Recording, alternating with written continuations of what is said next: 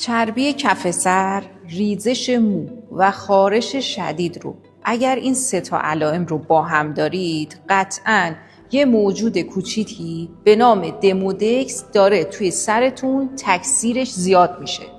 دمودکس یه انگلیه که اکثر انسان‌ها دارن و توی مناطق شمالی و افرادی که پوسته سر چربی دارن تکثیر بیشتری دارن و تولید یه سری عوارض مثل جوش‌های التهابی، خارش، ریزش موی شدید میکنن. اگر این علائم رو داری، این ترفند مخصوص خودته. فقط کافیه جوشونده مریم گلی و آویشن رو به اندازه یه استکان کنار بذاری و بهش 1 قاشق عصاره درخت چای و 1 قاشق سرکه سیب اضافه کنی.